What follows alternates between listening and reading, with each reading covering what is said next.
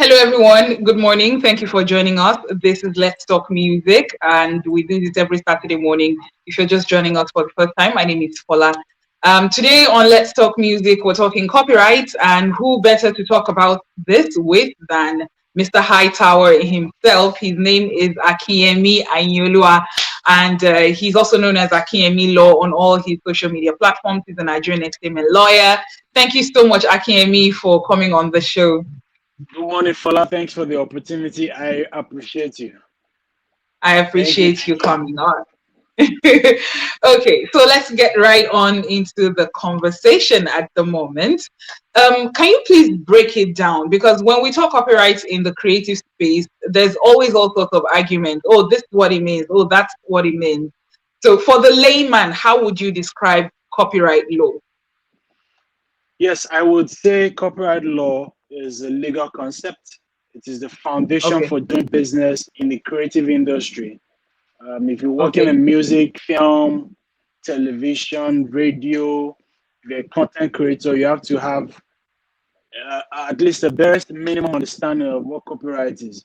And the idea of copyright yeah. is that anytime you express yourself and it is in a fixed form that can be Mm, perceived by other people and it is original, then by law, you are in a position to be the only one to commercially exploit what you created. So I'll say that again. okay.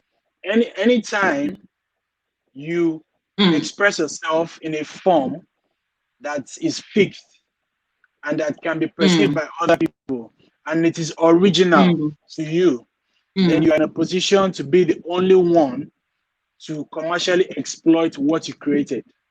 And the idea is Okay. we are encouraging people who are creative. We're encouraging songwriters, record producers, um, choreographers, photographers, filmmakers. We're Mm, encouraging them so such that anytime they create something that's original, they would have two main benefits. Number one, they would have economic rights. Number two, they will have what we okay. call moral rights. Economic rights is that Okay. they will be the ones to sell what they created. Number two is they will be the ones to license what they created. They will be the ones to perform Mm-hmm. in public what they created. They'll be the ones to sell what they Mm-hmm. created. Those are economic rights. Mm, Then moral rights okay. is anything that they've created, their name would continue to follow what they created. So if they created a Ah, film, then their name will continue to follow the film. If they created music, their name will continue to follow the music. If they created a picture, I can't see Fola. What's going on? Mm, I'd have to wait till Fola comes around. What's going on? What's going on? Internet is messing.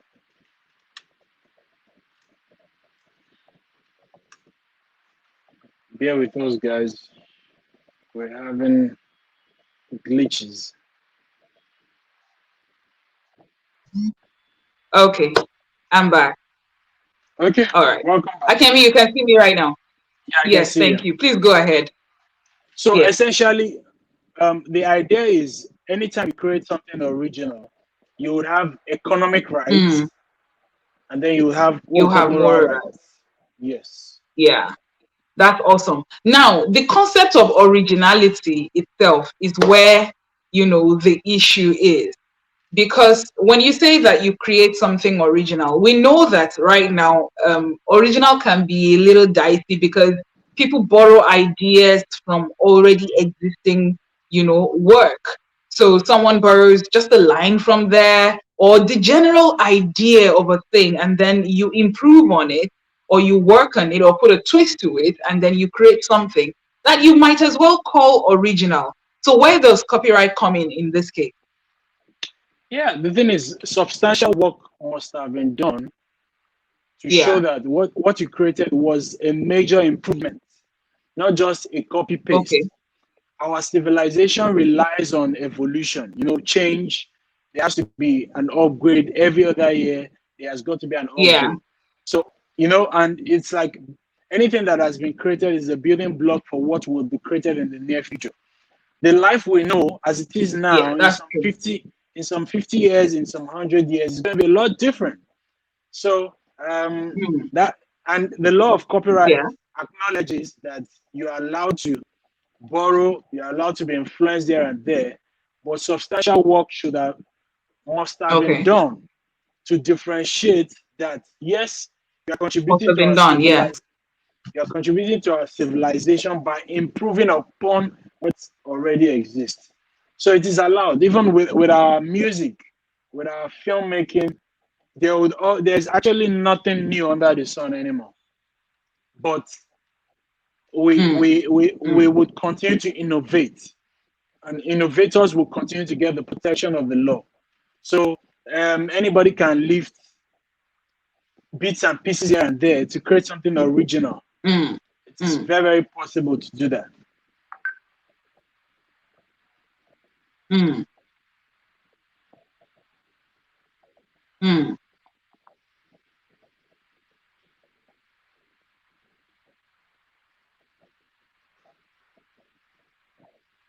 I'm done talking. Is there still a delay? Okay. So, what's the duration of copyright? As obtainable in some countries, some duration, work. I mean, that there's a time limit, for some work, and then for some, I don't know. For Nigeria, what is the duration of your copyright over a piece of Okay. work? Yeah, there are different classes of work Yeah, I that think we just had a slight delay. yeah. So yes, there are different classes of work. You have what we call Did you hear the sound. last thing I said? Yeah, I got it. I got it. I got it. Okay. So yes, there are different classes of work that have different duration. Like now, the copyright in the sound recording is usually 50 years, while the copyright All right, please go 50 on. years, that's like 50 years from after publication. Now, usually when it comes to the composition, it is always like Mm, 70 years after the death of one of the authors of the composition. And when you're creating music, you know, you can have three, four, five people writing a song together. So the duration would be after the last person died plus 70 years. So all the compositions that were created by people like Bob Marley or Fela, usually they were like the main songwriters. The copyright in all those lyrics in all the compositions would be after they've been gone plus 70 okay. years. So same thing with filmmaking, um, and Mm, photography. It usually oscillates between 50 to 70 years, even outside of Nigeria. That is like a universal okay. timeline. Then also, copyright that Mm, are owned by corporations would usually last for like 50 years from when the work was published. mm, So that is okay. the response to that question. Yeah. Mm. So, which brings me to my next question. When you were defining, some of the economic rights under copyright, you mentioned licensing, and it's always that issue that I think for some people causes some confusion. It looks like, oh, once you get into that licensing area, then you're totally lost, and you just fold your arms and you wonder what it is they're talking about. So can you break it down in as simple terms as possible? Licensing is just getting permission from whoever has the rights to um, the copyright, whoever owns or controls the exploitation of the copyright. So there are Yeah. different scenarios. Some people own the copyright, and then Okay. they give they authorize some other people to deal with their copyrights commercially on their behalf, like their Okay. So agents. that is So licensing. that is like licensing. Yes, I'm giving you the permission. Licensing is permission or authorization. So I have Okay. I write music, I create music, and then maybe I'm in a relationship with like a Mm, distributor. The distributor is authorized through a distribution agreement to deal with my work. I still retain ownership of the copyright in my work, but the distributor is able to put mm, it on different digital stores. That is number one. mm, Number two is yes, I am a songwriter, a music producer, or an artist. I write original music, but I have a mm, music publisher who I am mm. authorizing to deal with my catalog. So, yes, Okay. the music publisher has permission to deal with my work, and that means other people can also get the permission from the music publisher on how to deal with my Okay. work. Okay. So that's the idea, that's the concept of licensing. Mm. Now, who owns the copyrights to a piece of work? For instance, a typical music arrangement, you have an artist, you have the record label, you have the producer of the work. Who owns the actual copyright? I think a clear explanation would be, what is there a contract? That's number one. Aha. Is there a Okay. contract to state who owns what? Because the business of copyright or music or film, it is highly collaborative. Most of Yeah. many people come together to create all these things. So you have a Mm, songwriter, a music producer, and an artist. Then three of them are in the studio, and then the producer is making up the composition, creating a beat. Then the artist is writing the lyrics, and then the songwriter is also helping out with the lyrics. At the end of the day, in the absence of any kind of mm, contract, all these people will be deemed to be co-owners of the work. In mm. the absence of any contract, they will be seen as co-authors, and that is the idea Contract. is that is the universal understanding from the UK Mm, to Nigeria to America to Brazil, anywhere. In the absence of split sheets or producer contract or songwriter agreements, the three of them will be seen to be the owners of the works that are created. mm, So remember, mm. there's an artist in the room. The artist can also be under contract with a record label, and the record label they might have they might have the right to anything he has created during the subsistence of the Okay. relationship. So it becomes very dicey. In the absence of any contract, a lot of people can lay claims to what was created in the studio. Sometimes the record Mm, producer will say, "Oh, your label has not paid for this work. Therefore, I own the master recording. I yeah. own the sound recording." And then there are different tussles. The artist will be like, "Oh, you can't use it. I'm not giving any I own permission. the work. I own the work because I Mm, was the one who performed it. I've not assigned my right to my performance to you, so you can't exploit it." And then, I've seen many cases where there is no mm, clarity by way of contract, and then we have disputes upon disputes upon mm. disputes, and the copyright proper will not be properly exploited for the benefit of all the creators. So to avoid that, there should be clarity on who owns what. And the only way there can be clarity Because is there's if dispute. Yeah. you should have that Okay. conversation, and then you should reduce it to writing by way of a contract or a split sheet. Okay. Yes. I, Yeah, I think that's very, very self-explanatory. Now, this contract, especially for, I'm dealing with artists who are not particularly signed to any label, independent artists who are working on their own. How do they go about safeguarding their copyright while they're still independent and they're essentially on their own? Yeah, I think the most important thing is they need to understand the value of their work. Okay. They At least everybody should have the barest minimum Yes, good morning, understanding everyone. Welcome to another Saturday. of Yeah. what copyright means. Everybody should understand. If you're working in the music business, you should understand it. That These things that I Mm. am creating is valuable. After I am dead and gone, this thing can still be valuable.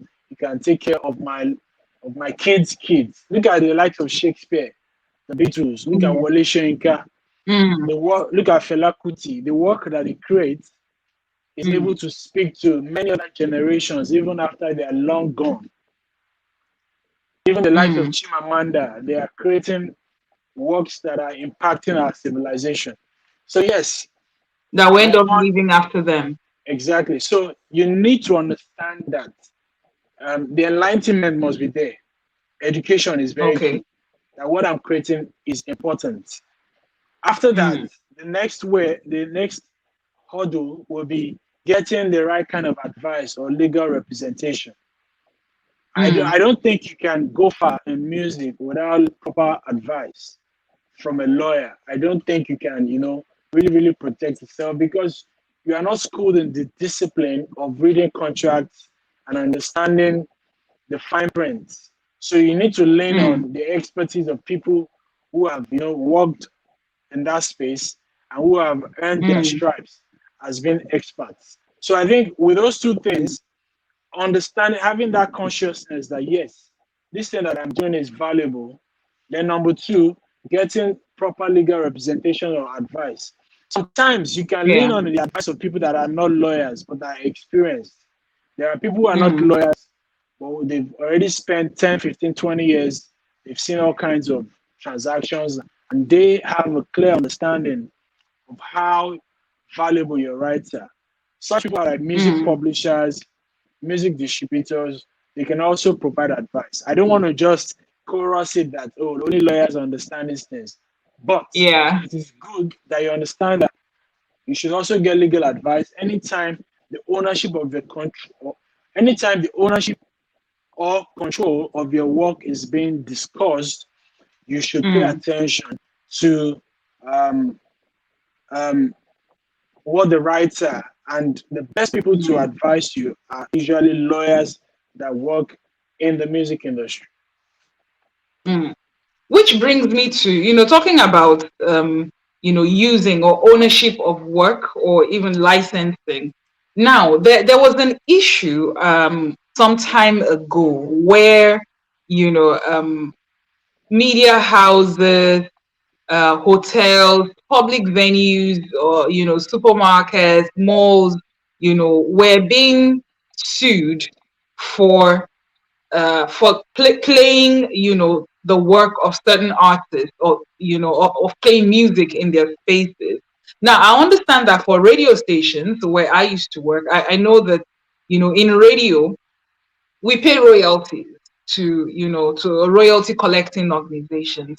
Now, where I'm a little, skeptical or a little bit confused is why, venues like restaurants, like hotels, and all these other public Clubs. spaces, yes, have to pay royalties. Okay, Because, remember that I told you that mm, if you create original work, you're in a position yes, to dictate how it is being exploited. that is So true. if any venue, if any TV station, if any radio station is exploiting your work, then they should do that with proper license. So a lot of all these a lot of all these establishments, hotels, clubs, restaurants, Yes.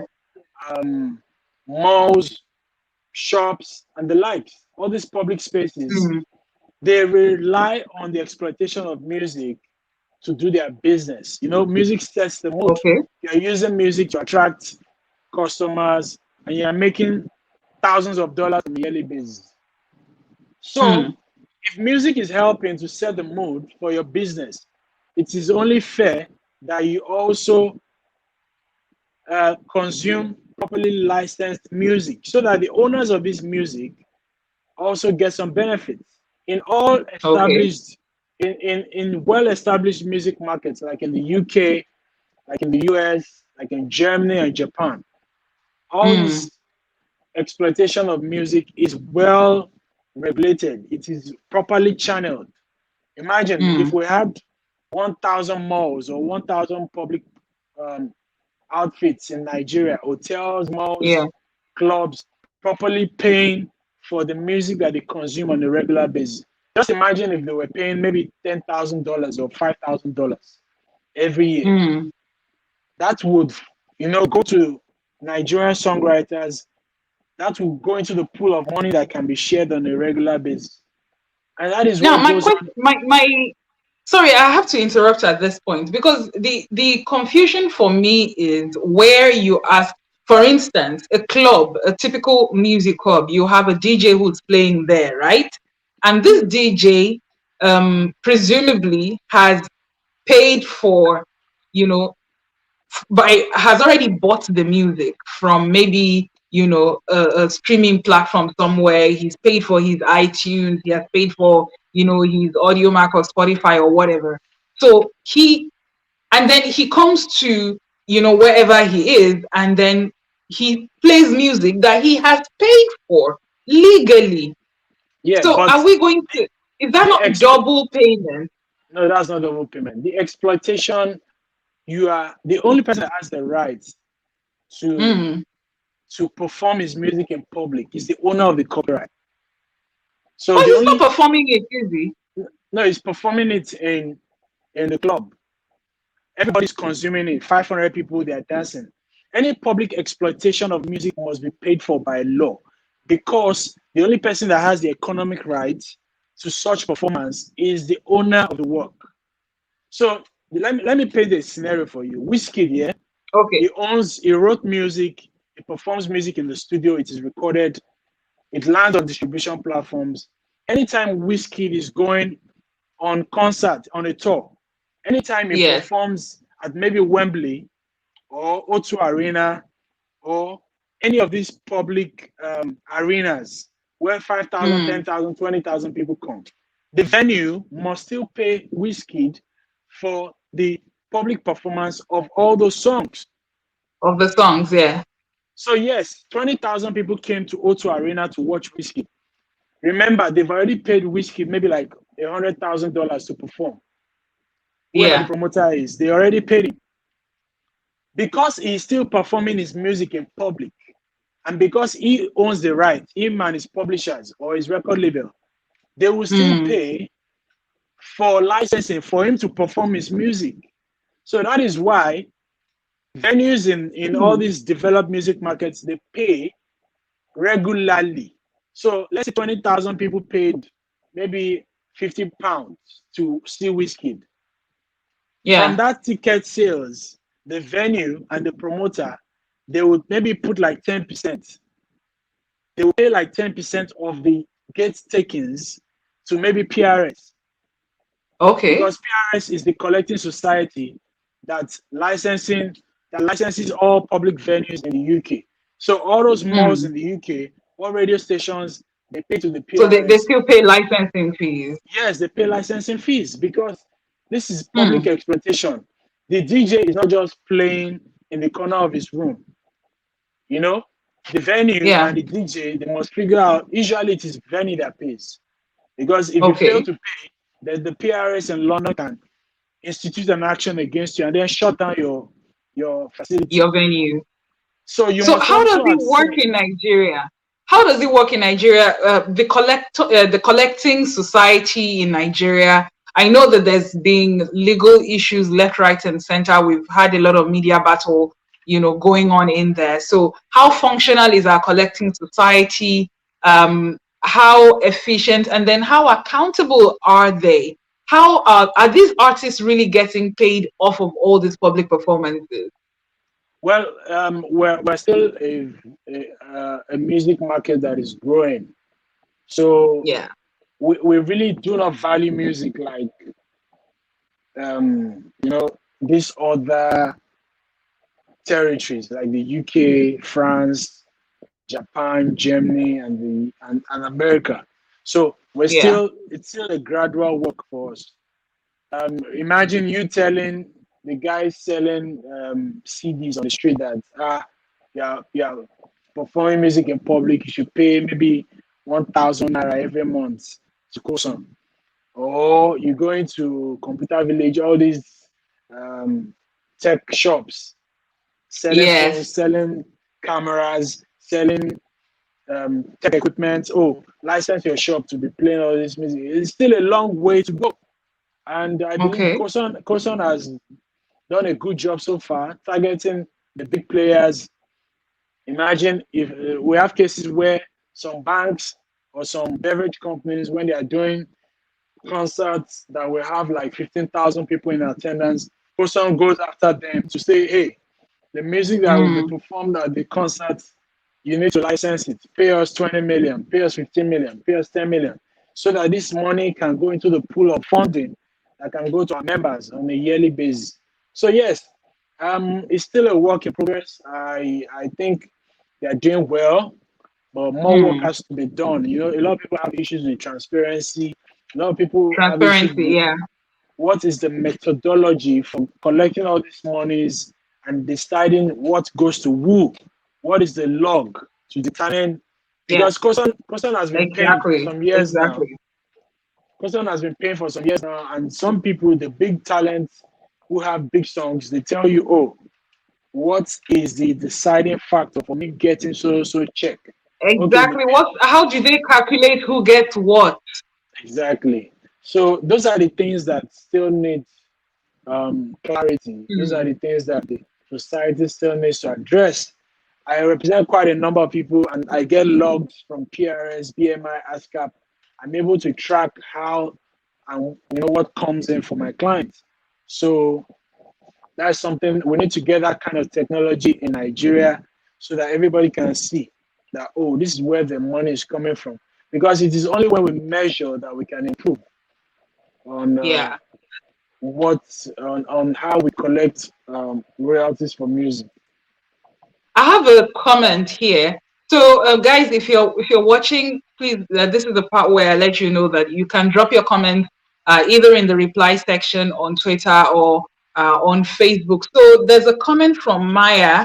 Maya Rivenberg is commenting from Uganda. I know that Maya works with a lot of African artists in East Africa as well. Thank you, Maya, for joining. Maya says it's interesting. I didn't realize that the venue also pays the royalties for an artist to perform their own songs. To be honest, I'm hearing this for the first time as well because I thought that if I have paid for an artist to perform, I mean that's all I need to pay. I didn't know that venues also had to pay for royalties. Which brings me to this question I've always wanted to ask, especially in the Nigerian space. The issue with um, we're dealing with public policy now. How does government policy come in this issue? Because when the Cotton issue started, for those who don't know, Cotton is the Copyright Society of Nigeria, and they are the, I think, legally licensed collecting royalty collecting body for Nigerian music works. Now, there's been all sorts of, oh, the government needs to strengthen our copyright laws, especially for digital music. The copyright law in Nigeria, I think, was updated maybe like 15 years ago. So here we are now. Things have changed. The space is entirely different. We have a lot of music, digital platforms that were not existing 15 years ago. So how does government policy come in to ensure that all these new areas are covered? Yeah, I think in the last couple of years, in the last 3 years, there's been a lot of efforts, to amend or to update Yeah. the copyright law in Nigeria. And I know that the government of the day has like a bill before it that has gone through many Okay. stages. A lot of heavyweights in the music industry, music publishers, music executives, record labels, some of the very respected voices in the Nigerian entertainment, in the Nigerian music industry, and entertainment industry at large, were parties Yeah. to submitting memoranda and lobbying and sending the bill to the House of Assembly, to the National Assembly. I mean, Mm. um, I believe government has been kind of open to all these talks. They've been welcoming because they identify and they acknowledge that the creative industry or the Nigerian music or the Nigerian entertainment industry is actually a gold mine with a lot of potentials. So I think we still, like when I compare what we have now, especially um, with the COVID experience that we've Situation. had Yeah. since last year, yes. In some other climates, the government of the day was very protective of the creative industry, particularly in Okay. the UK and in Europe, in many countries in Europe, because they understand the importance of the creative industry. The creative Yeah. industry is intrinsic to how we live our life, like music, film, television, radio, content creation. We can't go a day without consuming one form of One form of content or the other. Yeah. other. So in order to salvage the industry, some of the countries in Europe, particularly the UK, they've made provisions to cater to the industry. So there are stipends, there are grants, there are certain Mm. payments to alleviate the suffering, because definitely these guys are not earning like they usually do. And Yeah. if they are crushed, if there isn't any creative industry again, the culture industry or the civilization or what attracts tourists to the UK. Like now, if you go to the UK, at every turn there is a theater, there is a shopping mall, there is Mm. a restaurant, there is a live venue, there are many aspects of culture, and there are many culture products that are being sold. So if Okay. we allow this industry to just crumble and die off, it will tell on the long term. The industry would affect many lives. One, there will be Absolutely. and thousands of jobs gone. So many lives will be Mm-hmm. devastated. Many people might, leave the creative industry and go into other industries. Other And areas. the lack of jobs can also cause like a spike in the criminal activities in the country. So Mm. in Nigeria, we don't have that kind of uh, blanket protection in place. We're not saying, I'm not aware of, oh, this is how we can support creatives that are suffering during this pandemic, those whose livelihood has been affected. Affected. We can give you this stipend, or we can give you this grant, just to, for now, until we find a way out of the mess we are in. Because, truth be told, in 2020, a lot of It was a tough creatives, year. a lot of creatives suffered. A lot of Yeah. creatives. I have a lot of clients who, their lifestyle has been impacted seriously. Before, Yeah. maybe they were earning like 10 million a week or 10 million a month. COVID season, they are not doing live gigs.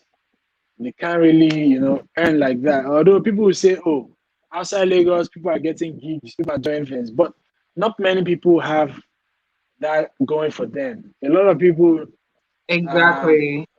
a lot of There are people very do few number of people that can make do at the top with gigs anywhere else outside of the hub that is Lagos. exactly, exactly.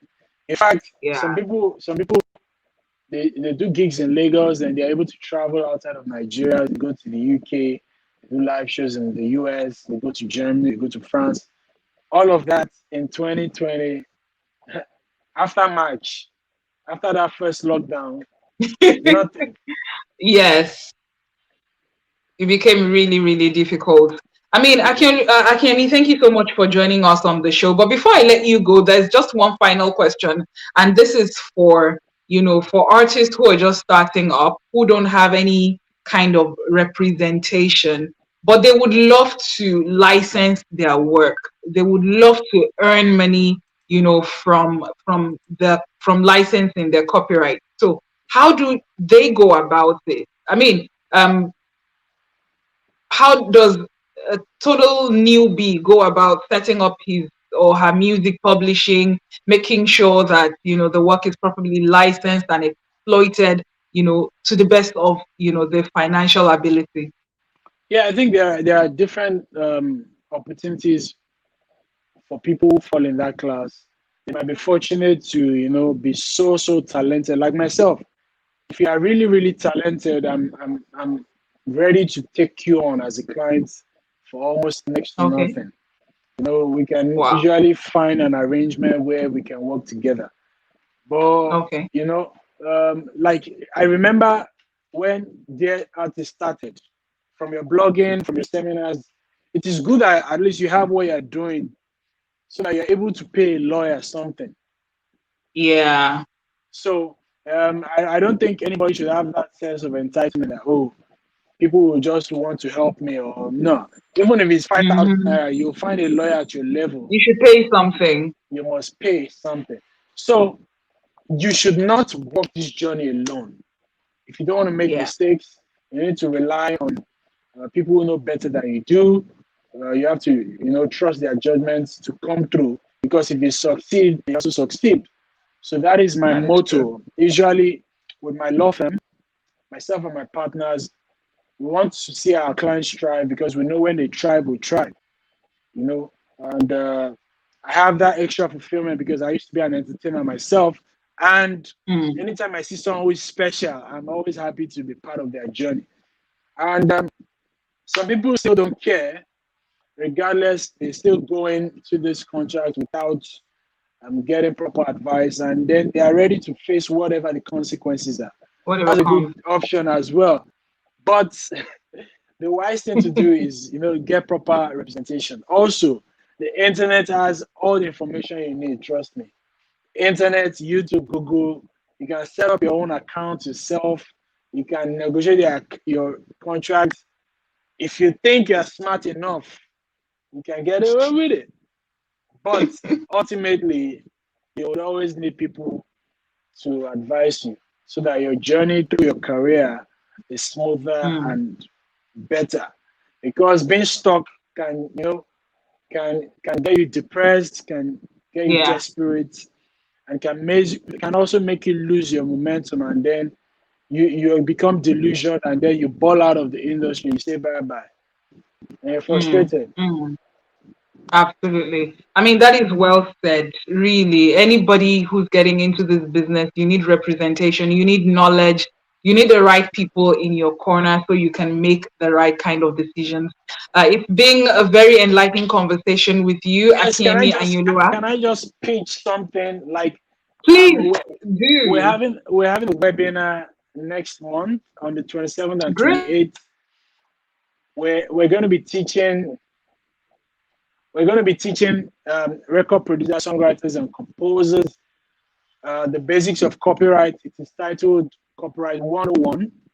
And then Yeah. there's a second webinar session where we'll be teaching a newbie, record producer, songwriter, composer, instrumentalist, how to move from ground zero to Mm. $1,000 a month. How to earn $1,000 a month.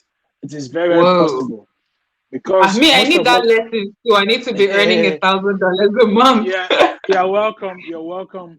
That is the idea that we're pushing. Yeah.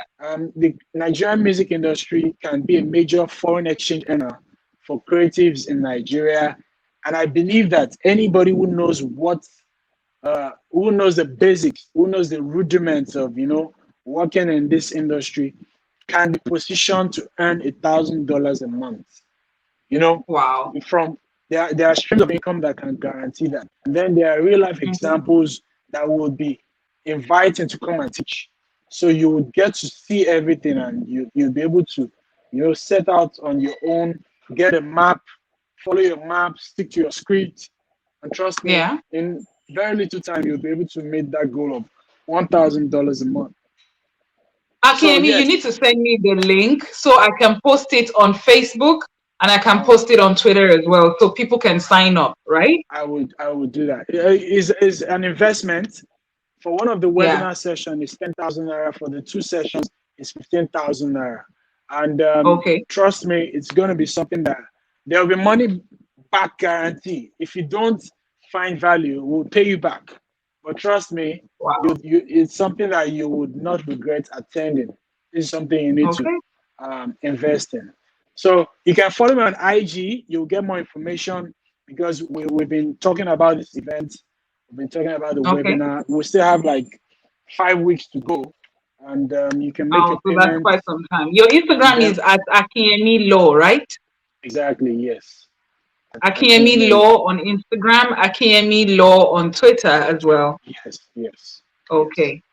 That's awesome. So, guys, for those asking about it, Maya, I see you. I'm going to post the link for you to sign up. And for every other person who wants to sign up as well, I'll post the link on Twitter and on Facebook. Akemi, it's been awesome. Thank you so much for all that you do. Thanks I for mean, having me, you've been an Fola. asset in this And business. I want to appreciate the team at Gay Artist. Gay Artist has done tremendous work, inspired Thank a lot you. of us, and my advocacy, if I really want to trace my advocacy to what I do, as a young lawyer, I came in contact with you and the platform Dear Artist, and that has been a life changer for me. I appreciate it. Thank you. Thank you. Thank Thank you you. so much. So you guys have a great weekend, everybody. If you want to watch the entire episode again, in case you joined us late, you can see it on my Facebook and you can see it on my Twitter. And in a few minutes, it will be up on YouTube, so you can go and watch it as well. Akemi, have a wonderful, wonderful weekend. You too, Fala. Thank you. God bless.